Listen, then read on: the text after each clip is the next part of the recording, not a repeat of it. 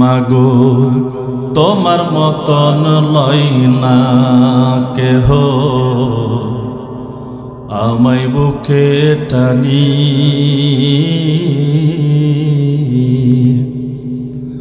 আঁচল দিয়া মুছে না কে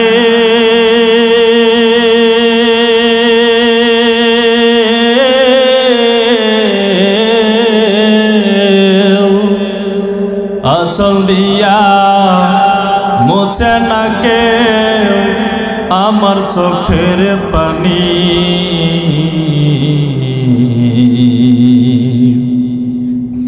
হায়রে মা জননী আমার, হায়রে মা জননী, ঠিক কিনা?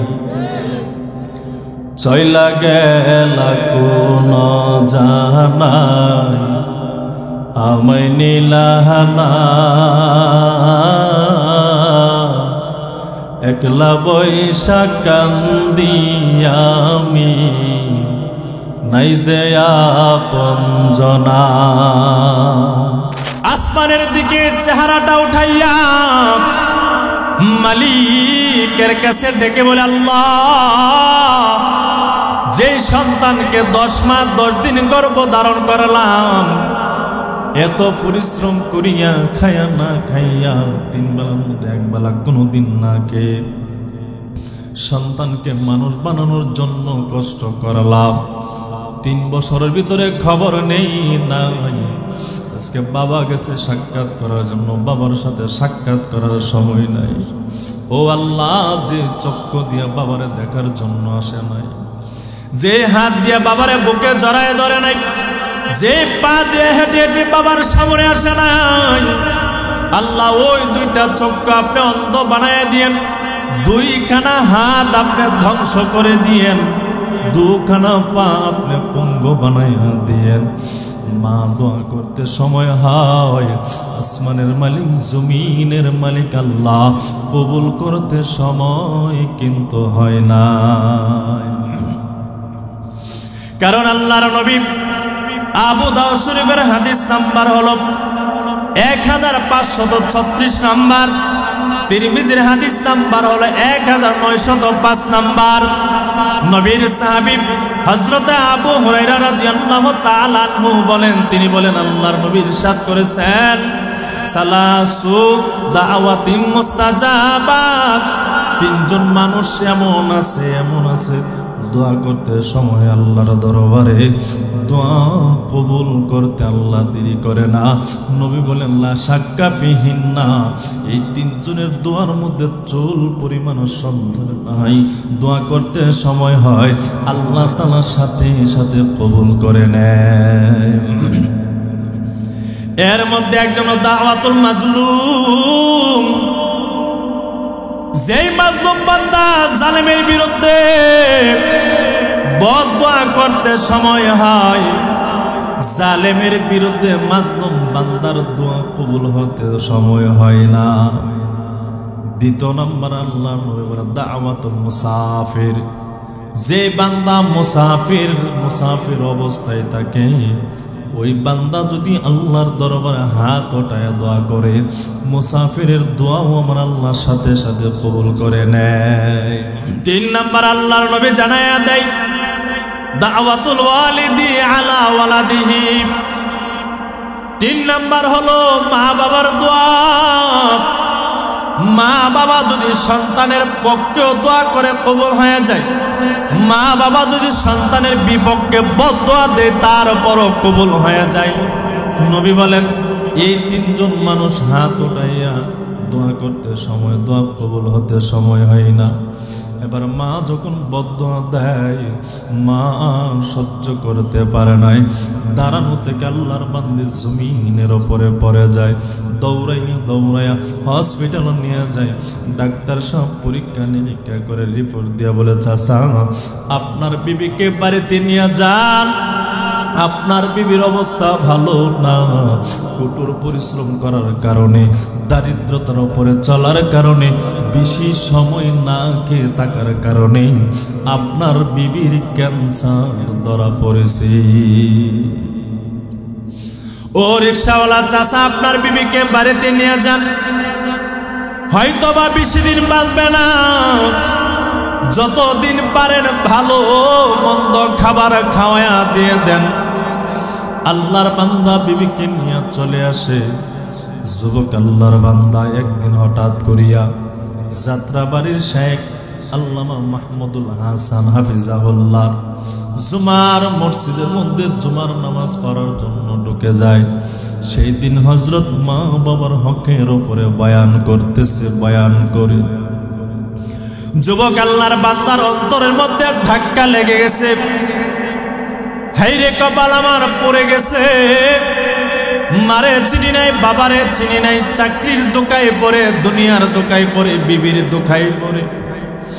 সন্তান আল্লাহর বান্দা মসজিদ থেকে বের হইয়া বিবির কাছে আর যায় না, বাসাতে যায় না, মার্কেটে দৌড়। মার্কেটে যাওয়ার পর বাবার জন্য পাঞ্জাবের কাপড়, লুঙ্গি, গিঞ্জি কিনে, মার জন্য দামি দামি শাড়ি কাপড় কিনে বান্দা হাতের মধ্যে নিয়া ওই ঢাকা থেকে কুমিল্লা শহরে আসার জন্য রমজানের মৌসুম ট্রেনের মধ্যে উঠে যায়। রাত 3 থেকে 4 ঘটিকার সময় আল্লাহর বান্দাকে ওই কুমিল্লা শহরের স্টেশনের মধ্যে নামায়া দেয়। বান্দা যখন নেমে যায়, কোনো যানবাহন নাই, কোনো গাড়ি নাই, কিভাবে বাড়িতে আসবে? একজন মানুষ বৃদ্ধ চাচা দাঁড়ায় আছে। প্রশ্ন করলেন, চাচা আমার এমন গ্রামের মধ্যে আমি যাব, কোনো গাড়ি কি আছে? বলে না না, কোনো গাড়ি নাই। বলে চাচা যে কোনো ভাবে হোক আমাকে বাড়িতে যেতে হবে। বলে রে সন্তান, হয়তো বা ওই রাস্তার মোড়ের মধ্যে একজন আল্লাহর বান্দাকে তুমি পেতে পারো। শুনেছি তার বিবি নাকি ক্যান্সার ধরা পড়েছে, বেশি দিন বাঁচবে না। আল্লাহর বান্দা দিনের বেলাও টিপ মারে, দিনের বেলাও আল্লাহর বান্দা রিক্সা চালায়, রাতের বেলাও রিক্সা চালাইয়া চালাইয়া যেই পরিমাণ টাকা পায় ওই পরিমাণ টাকা দিয়া বিবির ওষুধপত্র ক্ষয় করে।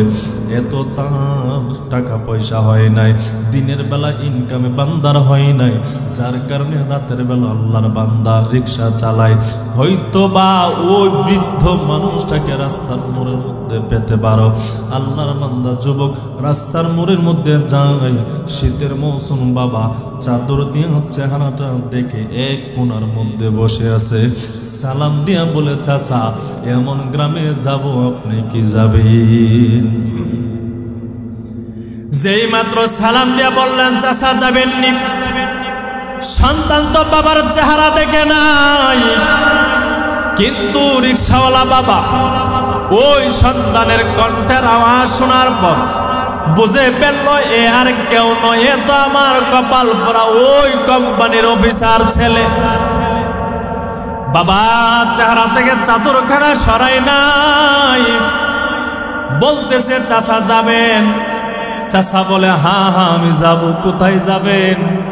বলে এমন গ্রামে আমি যাব। চাচা ভাড়া কত? চেহারা থেকে তো কাপড়খানা সরাই নাই, এই জন্য চাচা বলে সম্বোধন করতেছে। চাচা ভাড়া কত দিতে হবে বলেন? এবার রিকশাওয়ালা বাবা ডেকে বলো, সন্তান জীবনে কত মানুষের কাছ থেকে ভাড়া নিয়েছি, তোমার মতন আমার একজন সন্তান ছিল, তাকে নিয়ে আমি কতবার কত জায়গায় রিক্সা নিয়ে গেছি, তার কাছ থেকে কোনোদিন ভাড়া নেই নাই। তোমাকে আমার ওই সন্তানের মতন মনে করে আজকে তোমার কাছ থেকে আমি একটা টাকাও ভাড়া নেব না। সন্তান রিক্সার মধ্যে উঠে যায়। রিক্সাওয়ালা বাবা রিক্সা চালায়, বারবার তাকিদ দে, চাচা জোরে চালান, জোরে চালান, তাড়াতাড়ি চালান। রিক্সাওয়ালা বাবা ডেকে বলে, সন্তান কেন তো তাড়াহুড়া করতেছ, কি কারণে করতেছ? বলে চাচা আমার কপাল বড় খারাপ, আমি বিবির দোকায় পড়িয়া মাস শেষে 60,000 টাকার দোকায় পড়িয়া, দুনিয়ার দোকায় পড়িয়া আমি মারও চিনি না, বাবারও চিনি না। আমার বাবা আপনার মতন একজন রিক্সা চালক। বাবা 3 বছর পরে আমার কাছে গিয়েছিল দেখা করার জন্য। আমি কপাল পোড়া সন্তান, দেখা করি না, তাড়াতাড়ি যান। যদি আমার মা বাবার দেখা যদি আমি না পাই, তাহলে দুনিয়া আমার ধ্বংস, আখেরাত আমার ধ্বংস। সন্তান বারবার বলেন তাড়াতাড়ি যান, তাড়াতাড়ি যান। যেই মাত্র বললো আমি মা বাবার খবর নেই না, খোঁজ নেই না, ওই রিক্সাওয়ালা বাবা হাউ মাউ করে কান্নাকাটির আওয়াজ দিল। যুবক আল্লাহর বান্দা জিজ্ঞেস করলো, চাচা আপনি কেন হাউ মাউ করে কান্নার আওয়াজ দেন? এবার ওই রিক্সাওয়ালা বাবা মুখ থেকে চাদরখানা দূরে সরায় বলে, সন্তান ওই রিক্সাওয়ালা বাবা আর কেউ নাই, ওই রিক্সাওয়ালা বাবা আমি তোমার সামনে হাজির। সন্তান বাবারে বুকের মধ্যে জড়ায় নেই, বাবা সন্তানকে বুকের মধ্যে জড়ায় নেই, বাবার পায়ে পড়ে ক্ষমা চাই। বাবা অন্যায় করে ফেলেছি, অপরাধ করে ফেলেছি গো আব্বা, আপনি আমারে মাফ করে দেন, ক্ষমা করে দেন। বলে, সন্তান আমি তোরে মাফ করে দিলেও তোর মা ক্যান্সারে আক্রান্ত হয়ে বিছানার মধ্যে পড়ে আছে। টাকার অভাবে তোমার আম্মা জানেন ভালো কোনো চিকিৎসা আমি করাতে পারি না, ভালো কোনো ফল ফলাদিও আমি খাওয়াতে পারি না, ভালো কোনো খাবারও তোমার মারে আমি আজ পর্যন্ত খাওয়াতে পারলাম না।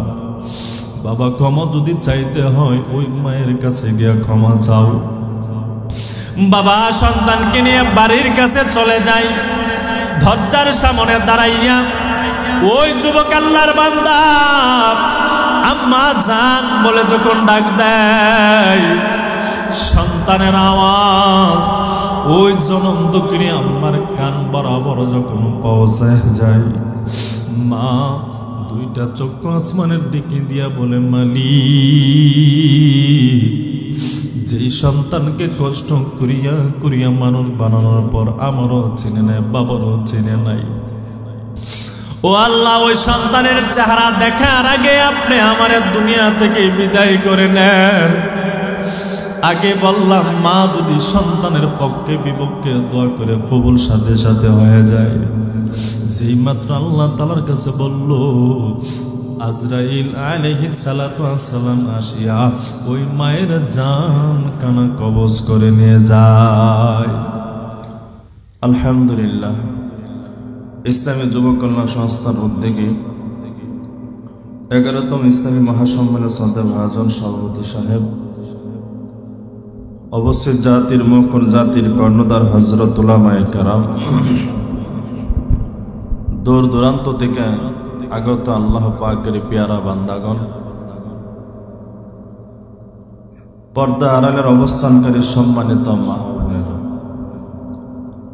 শ্রী শ্রী ষষ্ঠ মহান আল্লাহ রাব্বুল আলামিনের দরবারে অসংখ্য অগণিত শুকরিয়া জ্ঞাপন করি যে রাব্বুল আলামিন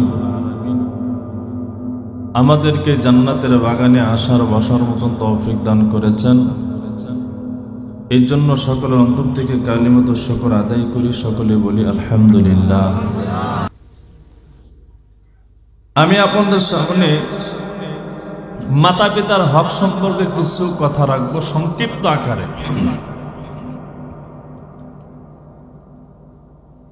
মা বাবা কাকে বলে, মা বাবার খেদমত করলে কেমন লাভ, মা বাবার খেদমত না করলে, মা বাবার আদেশ নিষেধ না মানলে দুনিয়াতে সন্তানের জন্য কেমন শাস্তি, আখেরাতে সন্তানের জন্য কেমন শাস্তি হবে, সেই সম্পর্কে আলোচনা করব।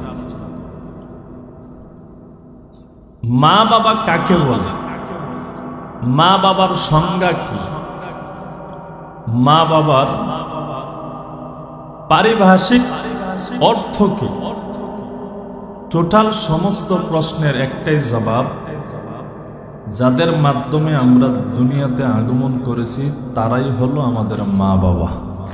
কথা ঠিক?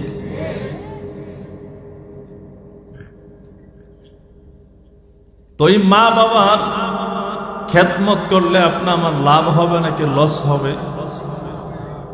সেই মা বাবার আদেশ মানা সন্তানের জন্য দরকার কি দরকার না? মা বাবার আদেশ মানলে উপকার হবে কি হবে না? বুখারী শরীফের হাদিস নাম্বার হলো 5550 নম্বর। হাদিসের রেফারেন্স দেব কেন বাবা? এই কথাগুলো কতটুকু ঠিক নাকি বেঠিক, এই কথাগুলো আপনারা যাচাই বাছাই করে দেখবেন। যদি সঠিক হয় আমল করবেন নির্দ্বিধায়। তো বুখারী শরীফের হাদিস নাম্বার হলো 5550 নম্বর। নবীজির সাহাবী বর্ণনা করেন, আনিল মুগীরা রাদিয়াল্লাহু তাআলা আনহু قال قال رسول الله صلى الله عليه وسلم إن الله حرم عليكم عقوق الأمهات।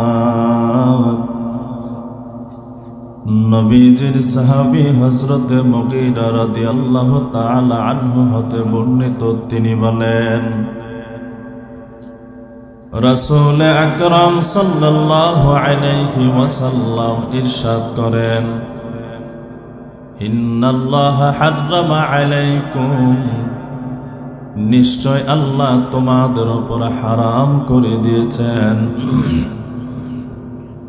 নিশ্চয় আল্লাহ সমস্ত ছেলে মেয়ের উপর হারাম করে দিয়েছেন উকুকাল উম্মাহাত, মা বাবার সাথে খারাপ আচরণ করতে পারবা না, মা বাবার সাথে অসৎ আচরণ করতে পারবা না, মা বাবার সাথে চোখ রাঙ্গায়া কথাবার্তা বলতে পারবা না, হারাম করে দিয়েছেন তিনি কি?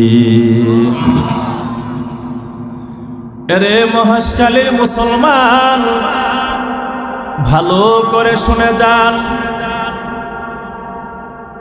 ওই মা বাবার মতন দামি সম্পদ দুনিয়াতে আর কেউ নাই। বুঝবা না রে যুবক ভাই, ওই দামি সম্পদ যখন থাকে না তখন করায় ঘন্টায় ঘন্টায় সন্তান বোঝে মা বাবার মতন সম্পদ আসমানের নিচে জমিনের উপর আর কিছু নাই। ঠিক নেই? ওই মা বাবা এমন একটা দামি সম্পদ, সূরা নিসার 36 নম্বর আয়াতের মধ্যে আল্লাহ তাআলা জানায়া দেয়, ওয়া'বুদুল্লাহা ওয়া লা তুশরিকু বিহি শাইআন ওয়া বিল ওয়ালিদাইনি ইহসানা। আল্লাহ বলেন, ও দুনিয়ার আমার বান্দা বান্দির দল, ওয়া'বুদুল্লাহ, আমি আল্লাহর ইবাদত করো, আমি আল্লাহর গোলামি করো, আমি আল্লাহর বন্দেগী করো, ওয়া লা তুশরিকু বিহি শাইআ, বান্দারে আমি আল্লাহর ইবাদত করতে গিয়া, আমি আল্লাহর বন্দেগী করতে গিয়া আমি মালিকের সত্তার সাথে শিরিক করো না, অংশীদার সাব্যস্ত করো না। ওয়া বিল ওয়ালিদাইনি ইহসানা, আর সাথে সাথে মা বাবার সাথে ভালো আচরণ করো। আল্লাহ তাআলার গোলামি করা বান্দার জন্য ফরজ, মালিকের ইবাদত করা গোলামের জন্য ফরজ। আর আল্লাহ তাআলার ইবাদত করতে গিয়া বান্দা শিরিক করা কবিরা গুনাহ। ঠিক তেমনি ভাবে মা বাবার আদেশ মানা সন্তানের জন্য ফরজ, মা বাবার আদেশ না মানা সন্তানের জন্য কবিরা গুনাহ। এরে মহেশখালীর মুসলমান, মা বাবা কেমন দামি আল্লাহ তাআলা রাব্বুল আলামিন সূরা বনী ইসরাঈলের আয়াতের মধ্যে জানায়া দেয়, وَقَضَى رَبُّكَ أَلَّا تَعْبُدُوا إِلَّا إِيَّاهُ وَبِالْوَالِدَيْنِ إِحْسَانًا।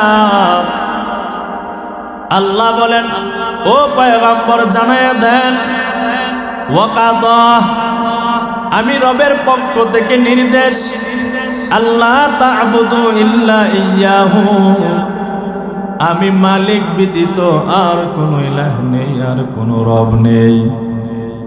ওয়া বিল ওয়ালিদাইনি ইহসানা এবং দুনিয়ার সন্তানদেরকে জানায়া দেন সমস্ত ছেলে মেয়ে যেন তার মা বাবার সাথে ভালো আচরণ করে। ইম্মা ইয়াবলুগান্না ইনদাকাল কিবারা আহাদুহুমা আও কিলাহুমা, এ দুনিয়ার ছেলে মেয়েরা যদি তোমাদের নিকট পৌঁছে যায়, তোমাদের মা বাবা অথবা যে কোনো একজন বৃদ্ধ অথবা বৃদ্ধা অবস্থায়, ফালা তাকুল লাহুমা উফ, সাবধান দুনিয়ার ছেলে মেয়ে ওই মা বাবার সাথে উফ শব্দ প্রয়োগ করবা না। ওয়ালা তানহারহুমা এবং মা বাবাকে ধমক দিয়ে কথাবার্তা বলবা না, নির্দেশকার। ওয়াকুল লাহুমা কাওলান কারীমা, আল্লাহ বলেন ও দুনিয়ার ছেলে মেয়েরা মা বাবার সাথে সাবলীল ভাষায় কথাবার্তা বলো, মার্জিত ভাষায় কথাবার্তা বলো, উত্তম শব্দ দিয়া মা বাবার সাথে কথাবার্তা বলো। সুবহানাল্লাহ। মা বাবা যদি বৃদ্ধা অবস্থায় যদি পৌঁছায় যায়,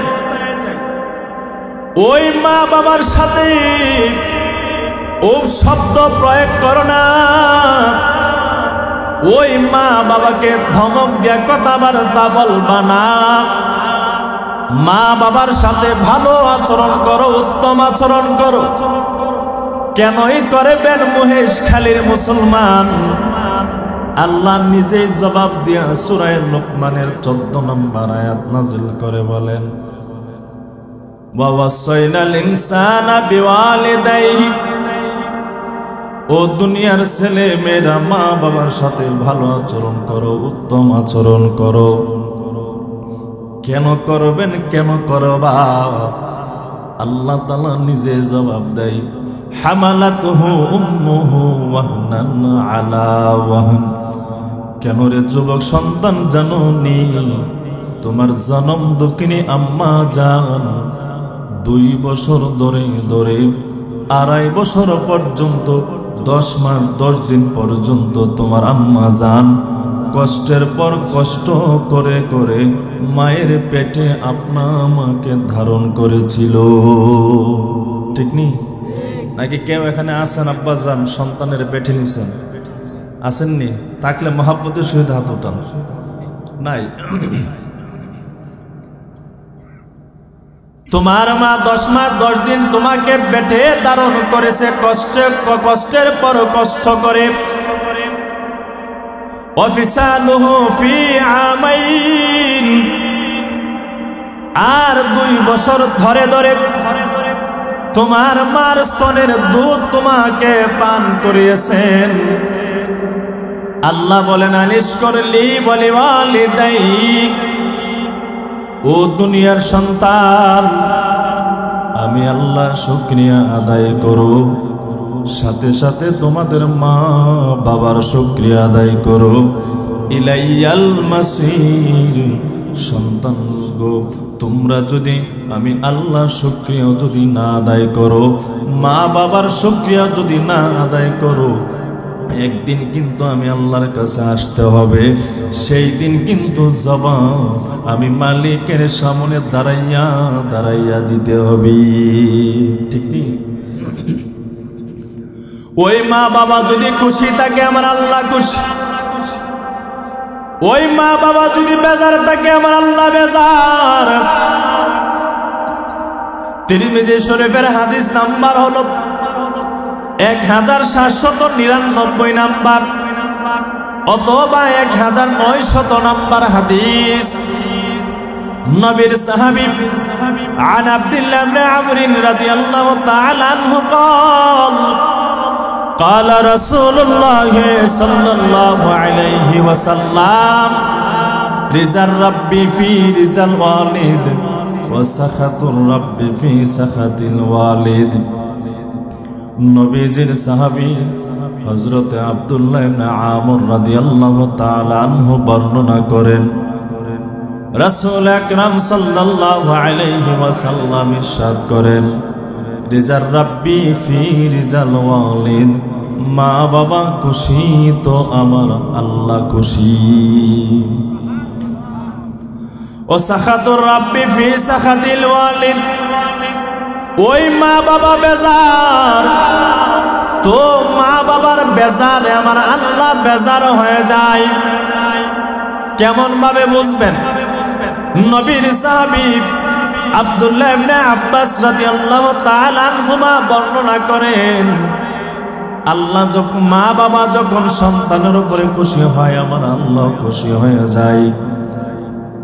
আল্লাহ রাব্বুল আলামিন জিবরাইল আমিনকে ডেকে ডেকে আরশে আযমের নিচে ডেকে বলে, ও জিবরাইল আমিন, দুনিয়ার বুকে এমন গোত্রের, এমন বংশের, এমন পাড়ায়, এমন মহল্লা, এমন তার বাবার নাম, এমন তার মায়ের নাম, তার নাম এমন, আমি আল্লাহ তারে বড় মহাব্বত করি।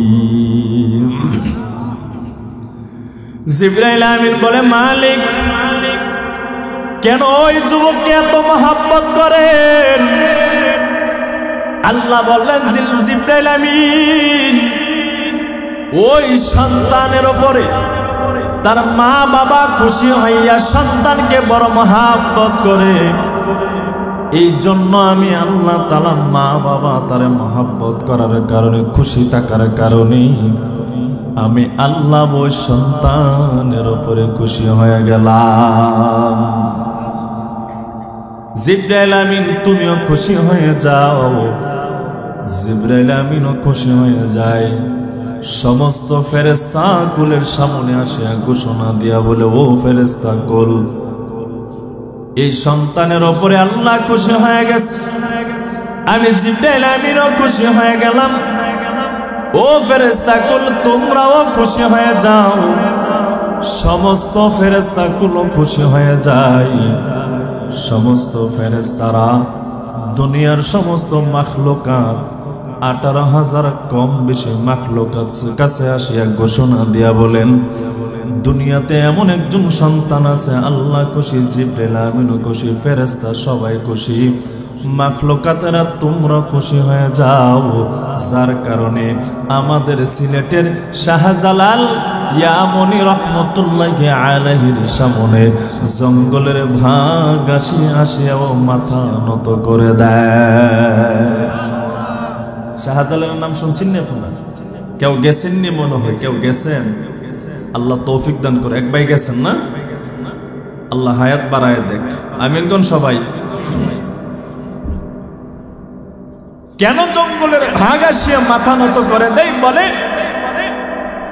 ওই সন্তান শাহজালাল ইয়ামনি রহমতুল্লাহ আলাইহির মা ওনার উপরে বড় খুশি ছিল। এরে মুসলমান ভাইরা আমার, ওই মা বাবা এমন একটা দামি সম্পদ, ওই মা বাবার চেহারার দিকে যদি কোন সন্তান যদি নেক নজরে তাকায়, ভালোবাসার নজর দিয়া যদি তাকায়, ওই সন্তানগুলো যদি মা বাবার চেহারার দিকে যদি মায়া এবং দয়ার নজর দিয়া যদি তাকায়, আল্লাহর নবী জানায়া দেয় প্রত্যেকটা নজরে নজরের বিনিময়ে ওই সন্তানের আমল নামায় আমার আল্লাহ কবুল হজর সওয়াব দান করে দেয়। বাইহাকি শরীফের মধ্যে হাদিস খানা উল্লেখ হয়েছে, নবীর সাহাবী عن عبد الله بن عباس رضي الله تعالى عنهما قال رسول الله صلى الله عليه وسلم ما من ولد بار ينظر إلى والديه نظرة رحمة নবীজির সাহাবী আব্দুল্লাহ ইবনে আব্বাস রাদিয়াল্লাহু তাআলা আনহুমা বলেন আল্লাহর নবী ইরশাদ করেছেন কোন সন্তান যদি মা বাবার চেহারার দিকে যদি মায়া দয়া ভালোবাসার নজর নিয়ে যদি তাকায় নবী জানায় বলেন কাতাবাল্লাহু লাহু বিকুল্লি নাজরাতিন হাজ্জাতাম মাবরুরা ওই সন্তানের প্রত্যেকটা নজরের বিনিময়ে ওই সন্তানের আমলনামায় আল্লাহ কবুল হজের সওয়াব লিখে দেয়। অবশ্যই সাহাবায়ে কেরাম আরজ করলেন পয়গম্বর সন্তান যদি মা বাবার চেহারার দিকে দয়া মায়া ভালোবাসার নজর দিয়া যদি তাকায় এর বিনিময়ে যদি কবুল হজের সওয়াব আল্লাহ তাআলা সন্তানের আমলনামায় দান করে। নবী গো জানতে বড় মনে চাই কোন সন্তান যদি দৈনন্দিন একবার না 10 বার নয় 100 বার যদি মা বাবার চেহারার দিকে যদি ভালোবাসার নজর দিয়ে তাকায় তাহলে কি আল্লাহ তাআলা 100 কবুল হজের সওয়াব ওই সন্তানের আমলনামায় দান করবে। আল্লাহর নবী ডাক দেন সাহাবায়ে কেরাম একবার নয় 2 বার নয় 10 বার নয় 50 বার নয় 100 বার যদি কোনো সন্তান দৈনন্দিন যদি তাকায় ওই সন্তানের আমলনামায় 100 কবুল হজের সওয়াব আল্লাহ দান করে দিবি। এরে যুবক ভাই বৃদ্ধ বাবা ও পর্দার আড়ালের আম্মা জান গো শুনেন ভালোভাবে শুনেন অন্তর লাগায় শুনেন চামড়ার কান দিয়া যদি শুনবেন কিন্তু আমল আসবে না। আর যদি দিলের কান লাগাইয়া অন্তর দিয়া মন দিয়া যদি শুনেন হতে পারে সামান্য কথার উপর যদি আমল করেন এই আমলের বিনিময়ে হাসরের ময়দানে মাফ করনেওয়ালা মালিক তিনি কে? আরো আওয়াজ দিয়া বলেন না বাবা কে? এরে যুবক ভাই বৃদ্ধ বাবা ওই মা বাবার চেহারার দিকে তাকাইলেই কবুল হজের সওয়াব। ওই মা বাবার মতো নিয়ামত পাইয়া যদি কোনো সন্তান যদি দুনিয়ার জিন্দেগিতে যদি জান্নাত হাসিল না করতে পারে নবী জানায়া দেয় ওর মতন কপাল পোড়া সন্তান আসমানের নিচে জমিনের উপরে আর একজন হতে পারে না। নাউজুবিল্লাহ। বুখারী শরীফের হাদিস নাম্বার 5546 নাম্বার নবীজির সাহাবী আন আবি হুরায়রা রাদিয়াল্লাহু তাআলা আনহু قال جاء رجل الى رسول الله صلى الله عليه وسلم فقال يا رسول الله من حق بحسن صحابتي ও নবী বলেন না দুনিয়াতে আমার মা আছে আমার বাবা আছে ওই মা বাবার মধ্যে কে আমার কাছে বেশি হকদার কে আমার কাছে বেশি হক পায় কে আমার কাছে বেশি ভালোবাসা পায় নবী আপনি বলেন না। যেই মাত্র সাহাবী প্রশ্ন করলেন আল্লাহর নবী জবাব দেয় উম্মুকা তোমার মা। সুবহানাল্লাহ কইতেন না। সাহাবী আবার প্রশ্ন করলেন কালা সুম্মা মান ইয়া রাসূলুল্লাহ ও নবী বলেন না এরপরে কে আমার কাছে বেশি হক পায়? নবীজি দ্বিতীয়বার জবাব দিয়া বলেন সুম্মা উম্মুকা। ও সাহাবী দ্বিতীয়বার হলো তোমার মা। সাহাবী আবার প্রশ্ন করলেন কালা সুম্মা মান ইয়া রাসূলুল্লাহ নবী এর পরে কে আমার কাছে বেশি হক পায়? নবী আবার জবাব দেয়, ও সাহাবী, তৃতীয়বারও তোমার মা তোমার কাছে বেশি হক পায়। সাহাবী মনে মনে ভাবে, যতবার জিজ্ঞেস করি শুধু আম্মা জানের কথাই বলে, আব্বা জানের কথাও বলে না।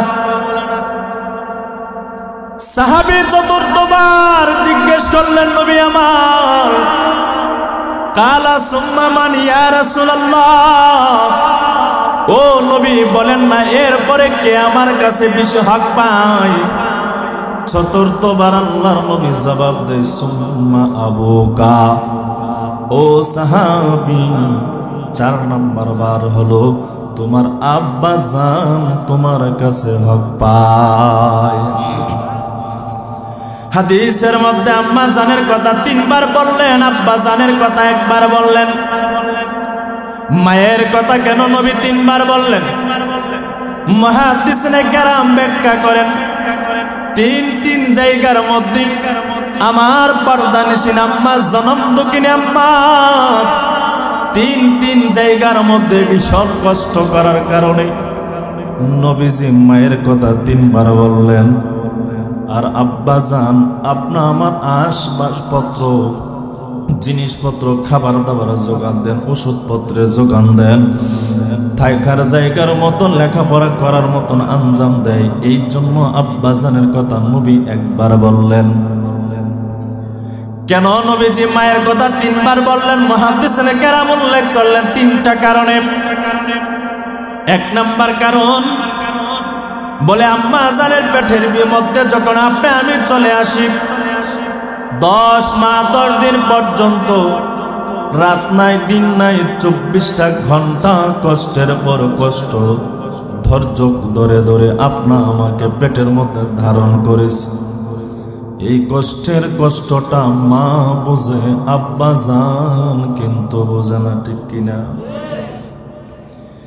এই জন্য মায়ের কথা প্রথমবার সাহাবীর প্রশ্নের জবাবে বললেন, তোমার মা তোমার কাছে বেশি হক পায়।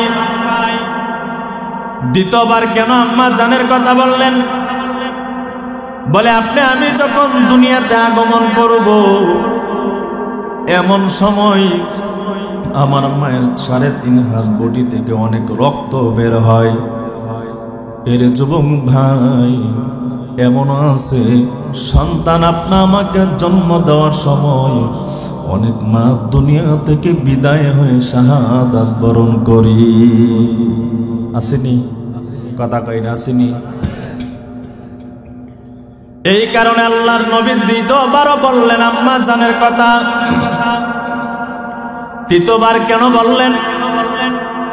বলে আমার আম্মা জান যৌবনের দিকে না তাকাইয়া, চেহারার সৌন্দর্যের দিকে না তাকাইয়া, আপনা আমাকে 2 থেকে 2.5 বছর পর্যন্ত আম্মা জানের স্তনের দুধ আপনা আমাকে পান করায়।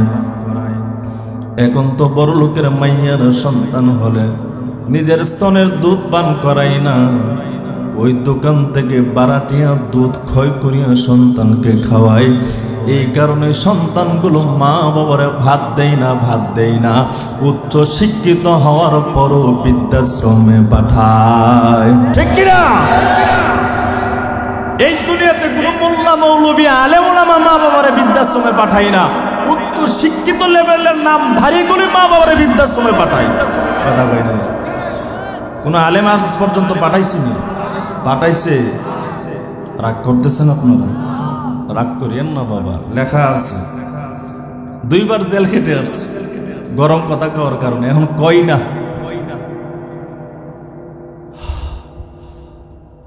বৃদ্ধাশ্রমে পাঠায় উচ্চ শিক্ষিত নামদারি গুলো, কোরআন হাদিসের জ্ঞান না থাকার কারণে। কথা কই না? আর কোরআন হাদিসের জ্ঞান যদি সামান্য পরিমাণ যদি অন্তরের ভিতর থাকতো, এত দামি সম্পদ মা বাবাকে বৃদ্ধাশ্রমে পাঠাইতো না, বরঞ্চ বৃদ্ধ মা বাবার পা ধুয়ে ওই মা বাবাকে মৃত্যু পর্যন্ত লালন পালন করত।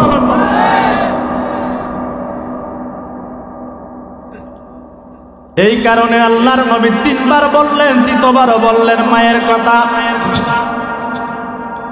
4র্থবার আব্বা জানের কথা বললেন কেন? বলে যাবতীয় প্রয়োজন, যা কিছুর প্রয়োজন, যা কিছু লাগে সবগুলো জিনিসের আঞ্জাম দেয় আব্বাজান। এই জন্য চতুর্থবার আব্বাজানের কথা বললেন। কিন্তু মন বেজার করবেন না, মার বড় সওয়াব, কিন্তু হাসরের ময়দানে সন্তানের পরিচয় কিন্তু মা দিয়া না বাবা দিয়া।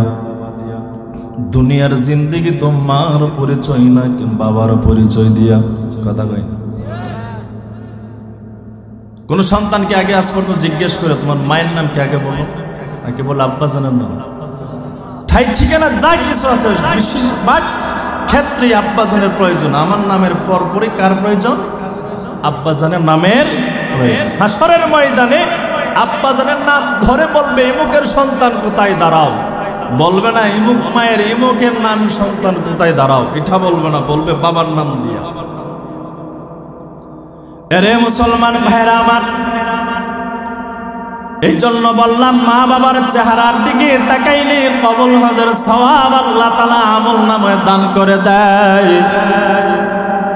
আর কপাল পোড়া সন্তান যদি হয়ে যায়, ওই মা বাবার চেহারার দিকে রহমতের নজর না দিয়া বরঞ্চ কপাল পোড়া সন্তান ওই মা বাবার সাথে খারাপ আচরণ করে বিয়ের পর বিবির কান পড়ার কথা শুনে শুনে শুনে শুনে মা বাবারে রেখে শ্বশুর বাড়ি ঘর জামাই চইলা যায়। আসেনি আপনাকে এখানে ঘর জামাই এলাকায় আছে? মহাব্বতের সহিত মাঝে মধ্যে ঘর জামাই করে ডাক দিবেন। ওমা রিক্সা চালাইলে ডাকেনি রিক্সাওয়ালা, বলেন কিনা? ভাঙ্গারি করলে ভাঙ্গারিওয়ালা, গাড়ি চালাইলে ড্রাইভারওয়ালা, কেউ মেম্বারগিরি করলে মেম্বার সাহেব, চেয়ারম্যানই করলে চেয়ারম্যান সাহেব। আমি বক্তা করে দিকে আমারও রাহে বক্তা সাহেব। যে মা বাবারে খানা না দিয়া ঘর জামাই চললা যাবে, ওর একটা উপাধি হওয়ার দরকার কিনা? কথা কই না, কথা কই না, দরকার আসেনি? হোটেলে রাস্তাঘাটে যেখানেই পাবেন সেখানে মহাব্বতের সাথে একবার ডাক দেবেন ঘর জামাই। এই ঘর জামাই গুলো যেন সোজা হয়ে যা, মা বাবারে ফালাইয়া যেন শ্বশুররা আব্বা জান আর শাশুড়ির যেন আম্মা জান বলে না ডাকে। আমার রেফারেন্সের ভিতরে, আমার পড়াশোনার ভিতরে আজ পর্যন্ত পাইলাম না মা শ্বশুর শাশুড়ির চেহারার দিকে তাকাইলে কবুল হজের সওয়াব পাওয়া যায়। ইমাম সাহেব হুজুর পাইছেননি? কিন্তু দলিল দিয়ে বলতেছি মা বাবার চেহারার দিকে তাকাইলে কি সওয়াব পাওয়া যায়? জোরে বলেন কিসের সওয়াব পাওয়া যায়? কবুল হজের সওয়াব আল্লাহ তাআলা আপনি আমার আমল নামায় দান করুন। বুখারী শরীফের হাদিস নাম্বার হলো 6311 নাম্বার। নবীজির সাহাবী عن أبي هريرة رضي الله تعالى عنه قال رسول الله صلى الله عليه وسلم لا ترغبوا عن آبائكم। নবীজির সাহাবী হযরত আবু হুরায়রা রাদিয়াল্লাহু তাআলা আনহু বলেন, আল্লাহর নবী ইরশাদ করেন, লা তারগাবু আন আবাইকুম, ও দুনিয়ার ছেলে মেয়েরা তোমাদের চেহারা খানা মা বাবার চেহারা থেকে দূরে সরায় নিও না, দূরে সরায় নিও না।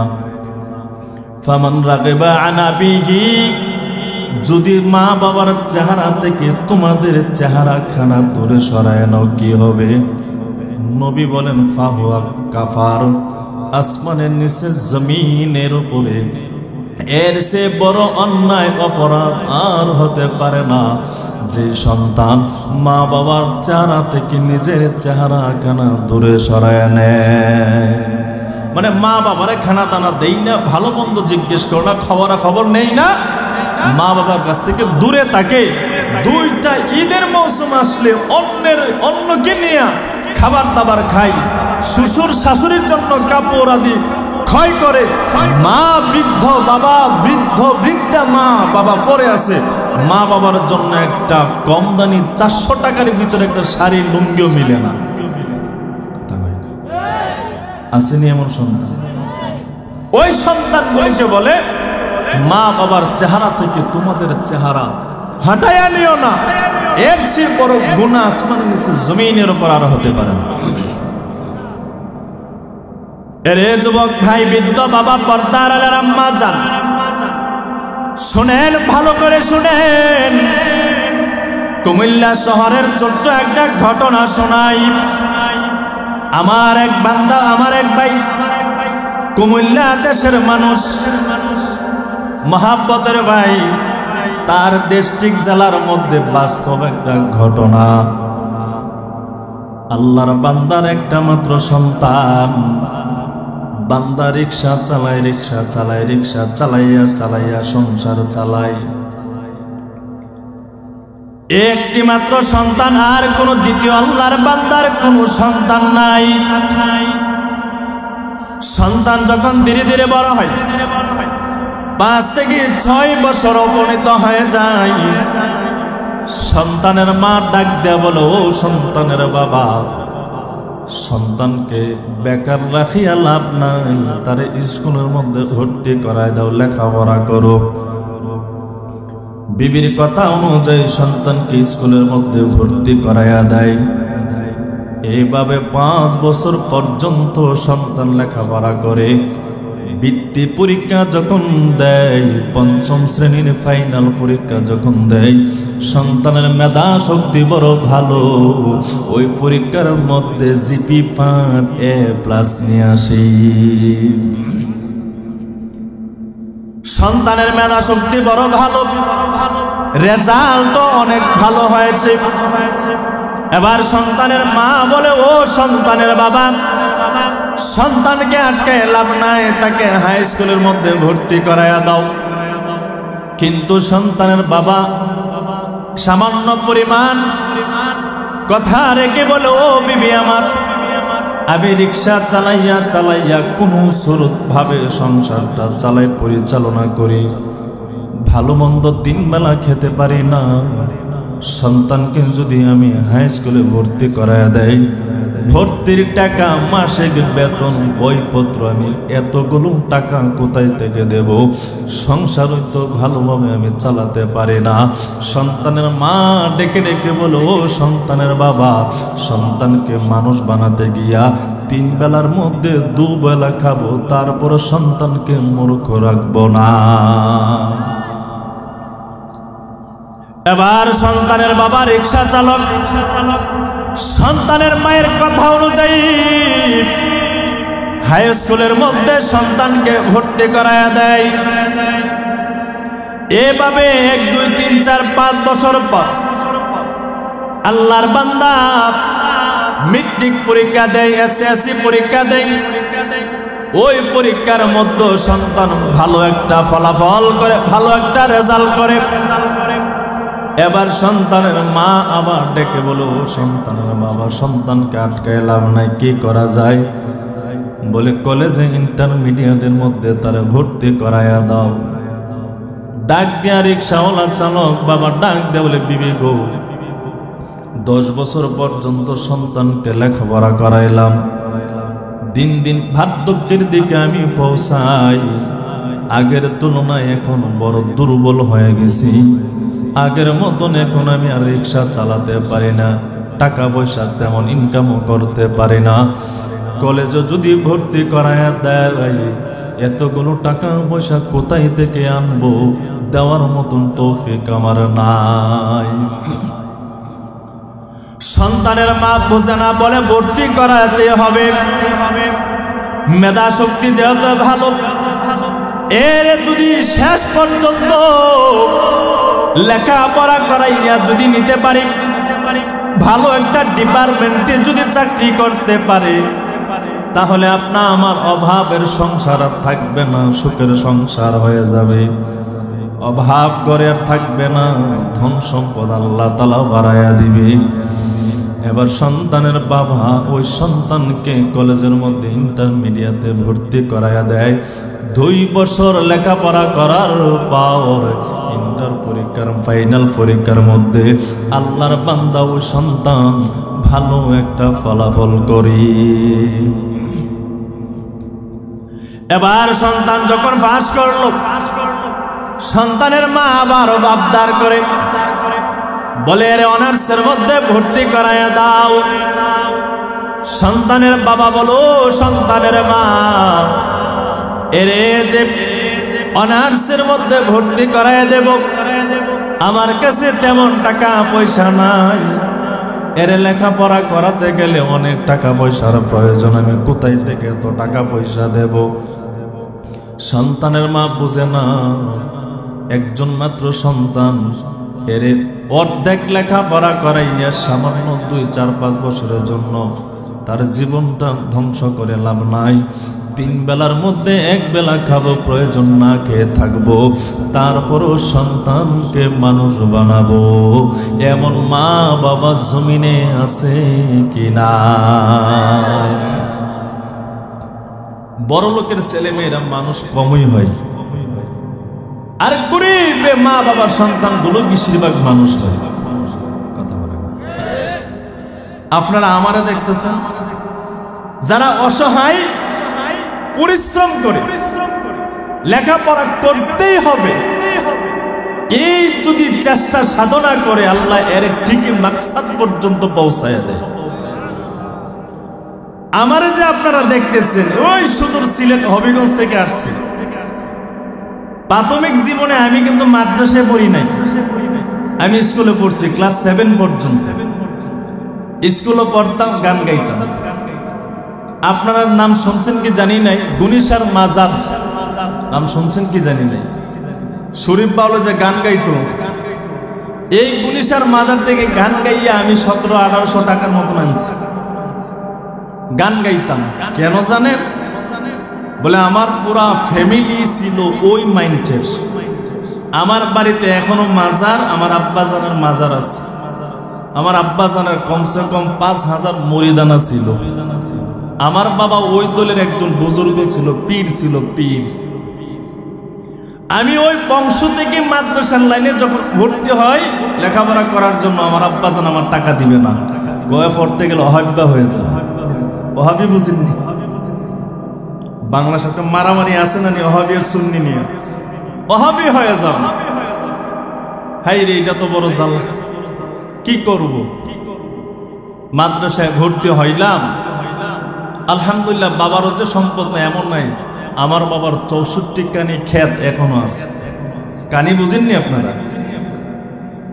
64 কানি ক্ষেত আলহামদুলিল্লাহ এখন আমার মা, আমার বায়েতের, আমাদের অংশের মধ্যে আছে। কিন্তু মাদ্রাসায় যখন ভর্তি হয়, বাবা বলে 1 টাকাও দেব না, তুই ওহাবি হয়ে যাবি, ওহাবি তোরে বানাবো না, তুই পড়লে পড়, না পড়লে না পড়, 1 টাকা পয়সা দেব না। মাদ্রাসায় ভর্তি হলাম, মিজান শরফ উলামায়ে কেরাম মাদ্রাসার ছাত্র তলাবা ভাইরা বুঝবে, মিজান এবং শরফ জামাতে ভর্তি হয়ে গেলাম, পড়লাম। ওই বছর আমার আব্বাজান দুনিয়া থেকে বিদায় হয়ে যায়। বাবা যখন বিদায় হয়ে যায়, বড় ভাইগুলো প্রত্যেকে বিয়ে শাদী করে ফেলেছে, যার যার বিবি নিয়ে আলাদা হয়ে যায়। এখন আমার ঘরে আমার মা আমার ছোট বোনকে দিয়া তারা তাদের বউ নিয়া বিবি নিয়ে আলাদা আলাদা সংসার করে, আমাদের আর কোনো খোঁজ খবর নেই না। এখন টেনশনে পড়লাম, মারে ফালি নাকি বন্ডে ফালি, নাকি আমার লেখাপড়ার খরচে আমি কোথায় থেকে আনি। মারে বললাম, মা কি করব? আমার মা সেই দিনের কথা এখনো কানে বাজে। মা বলেছিল, সন্তান মাদ্রাসায় টাকার ব্যবস্থা আল্লাহ করে দিবে। কেন বলতেছি? মায়ের দোয়া যে কেমন লাভ। ভর্তি হও, পড়ো, আল্লাহ ব্যবস্থা করে দিবে তোমার। মাদ্রাসায় পড়তেছি, দীর্ঘদিন লেখাপড়া করতেছি। আমার 5টা ভাই, আমার নিয়ে আমরা 6 ভাই, 5 বোন। এই 5টা ভাই একদিন আমার খবর নেই না, কিভাবে সে মাদ্রাসায় লেখাপড়া করে, কিভাবে টাকা পয়সা কোথায় থেকে আঞ্জাম দেয়, একদিনও খবর নেই না। এই লেখাপড়ার জিন্দেগিতে আমার বাস্তব ঘটনা বলি, কেন মা বাবার দোয়া সন্তান কি না হতে পারে, আর বদদোয়াই সন্তানের জীবনে বিশাল বড় থাকলে কেমন ধ্বংস হয়ে যায়, বোঝানোর জন্য বলবো, মাইন্ড করবেন না তো আপনারা। মাদ্রাসায় লেখাপড়া করতেছি, হঠাৎ করে এমন একটা দিন আমার আসছে, টাকা পয়সা নাই, পরীক্ষা দিয়ে বাড়ির মধ্যে আসছে। বাড়িতে যেদিন আসলাম, পরীক্ষার সময় কাটায় মাদ্রাসায় যাব। যখন মাদ্রাসায় যাব তখন আমার পকেটে একটা টাকাও নাই, কসম আল্লাহর। কিন্তু কোনো ভাইয়ের কাছে একদিন আমি হাত পাতি না, বলিও না আমার 5টা টাকা দাও, আমি মাদ্রাসায় যাব। সেই দিন আম্মা জানকে বলছিলাম, মা আমি কি লেখাপড়া করতে পারবো না, আলেম হতে পারবো না? সাথে সাথে মার 2 চোখ দিয়া পানি বের হতেছে আর বলতেছে, সন্তান টেনশন করবা না, আমি মা দোয়া করতেছি আল্লাহ তোমারে আলেম না বানায় ফেরত দিবেন না। সেই দিন পরীক্ষা থেকে যখন বাড়িতে আসলাম, ছুটি কাটায় যাবো, সেই ওই পরীক্ষা আসার সময় ছাত্র ভাইরা বুঝবে, বাড়িতে আসার সময় ছাত্র ভাই কিন্তু নতুন নতুন পোশাক আদি ব্যবহার করে কিন্তু বাড়িতে আসে, একটা আনন্দ আনন্দ ভাব লাগে। আমি আসছি, যাওয়ার সময় টাকা নাই, 1200 টাকা দিয়ে এক সেট পাঞ্জাবি বানাইছিলাম। সেই পাঞ্জাবি 500 টাকা বিক্রি করে 500 টাকা ভাড়া দিয়ে আমি মাদ্রাসায় যাই। কিন্তু কোনো একদিন ভাই, সেই দিন আমার কোনো ভাই আমার বলে নাই, নেও পাঞ্জাবি বিক্রি করবা না, 500 টাকা আমরা দিলাম, তুমি মাদ্রাসায় যাও। আমার ছাত্র জীবনে 1 সপ্তাহ পর্যন্ত অসুস্থ ছিলাম, 10 টাকা পাই নাই, আমি চিকিৎসা করাবো, আমার কথা আমি বলি।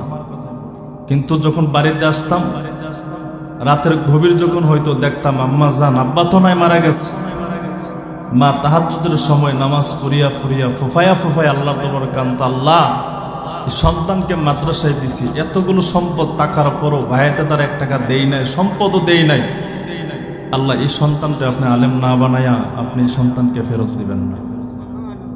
সেই দিন মা চক্ষু ভাষায় ভাষায় তাহাজ্জুদের নামাজ পড়িয়ে কান্নাকাটি করে। ওই দিনের দোয়ার ফসল আজকে আলেম হয়েছে। মা আবার মাঝে মধ্যে দোয়া করতো, আল্লাহ সন্তানকে সারা বাংলাদেশের জন্য কোরআন হাদিসের বয়ান যেন করতে পারে, কবুল করেন, সঠিক কথাগুলো যেন বলতে পারে, কবুল করেন। সেই দিনের মায়ের দোয়ার কারণে আপনাদের সামনে আজকে বক্তা হয়ে বয়ান করতেছে। কোনদিন ভাইয়াতে টাকা দেই না, 1 টাকাও। মা বলতো, সন্তান টাকা দেখেন না দেখ, এমন একটা দিন আসবে তোমার কাছে এরা টাকা নেওয়ার জন্য লাইন ধরবি, তুমি যাবা না, তোমার দরজায় এরা আসিয়ে দাঁড়াবে, তুমি এদের দরজায় কশিন কালো গিয়ে দাঁড়াতে হবে না। আলহামদুলিল্লাহ, আল্লাহ মাফ করো, কসম করে আল্লাহর বলি, আমার 5টা ভাইয়ের মধ্যে একটা ভাইও ভাত নাই যে কয়টার কাছে আমি টাকা পাই না। কোনোদিন আমার ভাইদের দরজার কাছে যাই নাই, কিন্তু বছর শেষে আলহামদুলিল্লাহ লক্ষ লক্ষ লক্ষ লক্ষ টাকা আল্লাহ তাআলা ইনকাম করাচ্ছে। সারা বাংলাদেশ সম্মানের সহিত, সম্মানের চেয়ারে বসাইয়া সারা বাংলাদেশ আল্লাহ ঘুরাইতেছে। কার দোয়া? আওয়াজটা বলেন না, কার দোয়া? মায়ের দোয়া। এত দূর থেকে আমার আনার দরকার কি ছিল? আমারে কে চিনে? যে কোনো মাধ্যমে চিনছে, চেনার পর আমার দাওয়াত দিয়ে আপনাদের কাছে আনছে। আমি আসছি, আপনারা আসছেন শোনার জন্য। কিন্তু এই সম্মান কার জন্য পাইছি? আমার দিল প্রাণ দিয়ে আমি একটাই বিশ্বাস করি, সেই দিনের তাহাজ্জুদের নামাজ চোখের পানির বদলতে মায়ের দোয়ার কারণে আজকে আল্লাহ তাআলা সম্মানের চেয়ার দিয়া আলহামদুলিল্লাহ বছর শেষে লাখ লাখ টাকা আল্লাহ আমার ইনকাম করায়। এখন 2টা মাদ্রাসা চালাই। এক জায়গায় জুমা, আমাদের সিলেট কেন্দ্রীয় লালা কেন্দ্রীয় পার, লালা দিঘির পার কেন্দ্রীয় মসজিদে জুমা পড়াই। 6 মাস রানিং মাহফিল করে 2টা মাদ্রাসা চালাই। তখন আমি অসহায় ছিলাম, কেউ দেখে না। আলহামদুলিল্লাহ ইতিম অসহায় মেয়ে ছেলে যারা আছে এদেরকে সম্পূর্ণ টাকা পয়সা আমি নিজে গ্রহণ করে এদেরকে লেখাপড়া করাই। কেন বললাম? বলে মা বাবার দোয়ার দ্বারা সন্তান জিরো থেকে হিরো হয়ে যায়। মা বাবার বদদোয়ার কারণে সন্তান হিরো থেকে জিরো হয়ে যায়।